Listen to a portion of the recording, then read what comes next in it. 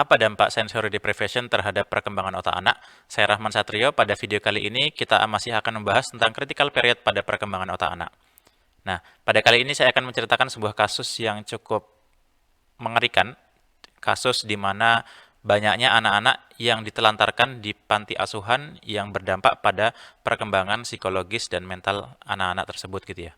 Jadi pada tahun 1960-an, pemerintahan komunis Romania yang dipimpin oleh Nicolae Ceausescu kemudian membuat sebuah kebijakan yang bertujuan untuk meningkatkan jumlah penduduknya dalam rangka pertumbuhan ekonomi dan juga kekuatan politik gitu ya. Nah, pada saat itu Ceausescu membuat kebijakan di mana dia melarang penggunaan alat kontrasepsi dan juga melarang adanya aborsi. Nah, dari kebijakan tersebut kemudian tingkat kelahiran bayi pada negara tersebut di Romania itu melambung tinggi ya.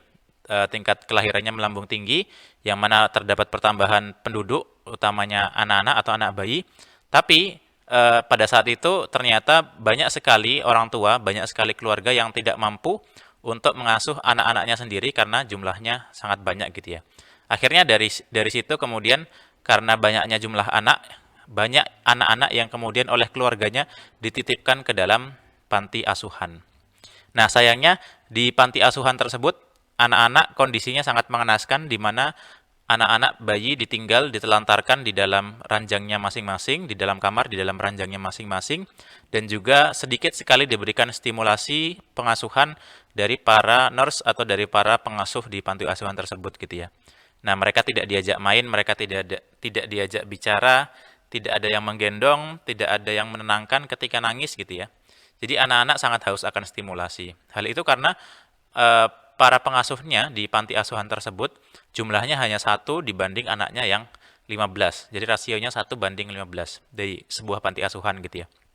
Nah, para neni atau para nurse atau pengasuh tersebut diperintahkan hanya memberikan makan dan juga mengganti popok dari anak-anak panti asuhan tersebut. Karena jika seandainya satu bayi diangkat ketika nangis atau digendong, ditenangkan, maka nanti bayi-bayi yang lain akan meminta hal yang sama.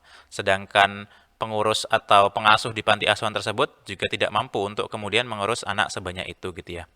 Nah, hal ini kemudian berdampak pada tumbuh kembang psikis dan otak dari anak-anak di Romanian Orphans tadi, atau panti asuhan Romania tadi, karena mereka mengalami sensory deprivation.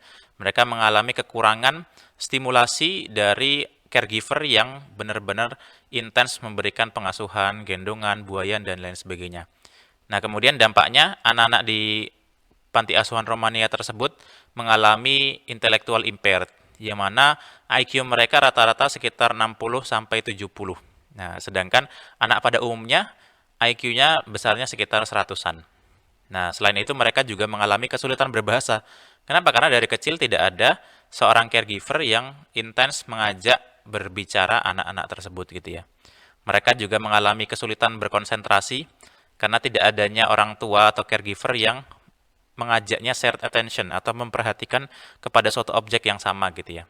Nah, dan juga mereka sulit untuk menahan diri dari godaan, impulsivitas, dan juga sulit mengendalikan dirinya gitu ya. Nah, dan juga setelah diukur ternyata otak dari anak-anak tersebut juga terlihat lebih kecil daripada rata-rata, dan bagian-bagian otak tertentu yang bagian-bagian kunci atau bagian pentingnya itu juga relatif lebih kecil dibanding otak pada anak umumnya gitu ya. Dan juga utamanya pada bagian cerebral cortex ditemukan ternyata jauh lebih sedikit koneksinya dibanding anak-anak pada umumnya gitu ya.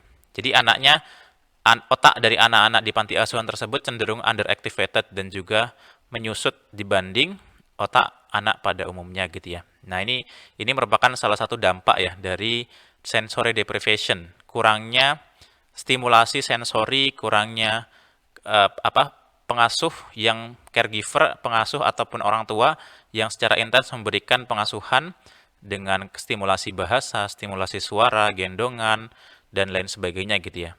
Nah, fenomena ini kemudian menarik perhatian para peneliti ya, salah satunya dari Amerika, yaitu Dr. Charles Nelson, Professor of Pediatric dari Boston Children's Hospital.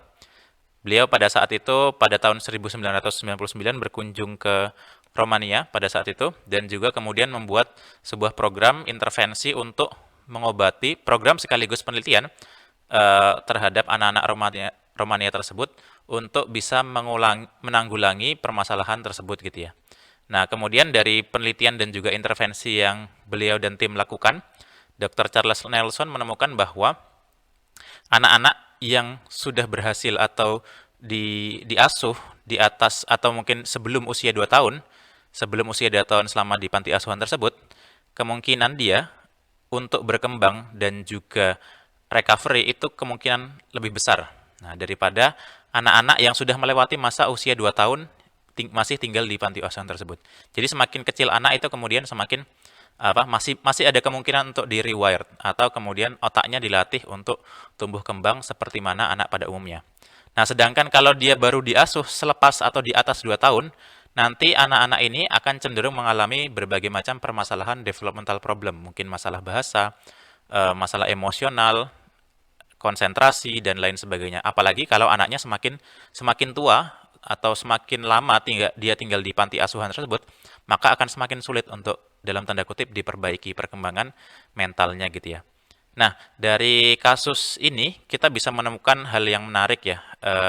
Dalam arti kita bisa mempelajari poin penting di mana seperti mana video sebelumnya, yaitu berkaitan dengan critical period anak bayi atau anak-anak, di mana semakin dini dia semakin mudah untuk kemudian plastis dibentuk sesuai dengan kultur dan pengasuhan yang ada pada saat itu gitu ya. Nah, tapi semakin lama kemudian fase critical period itu akan semakin semakin menutup dan akhirnya kemudian semakin tua dia akan sulit untuk diubah gitu ya. Nah, pada kasus ini, anak yang semakin lama tinggal di panti asuhan dan tidak diasuh atau diangkat oleh orang tua asuh, maka yang terjadi adalah dia akan semakin sulit untuk berkembang secara normal gitu ya. Kenapa? Karena dari kecil dia tidak ada yang mengajarkan berbahasa, tidak ada yang mengajarkan emosi.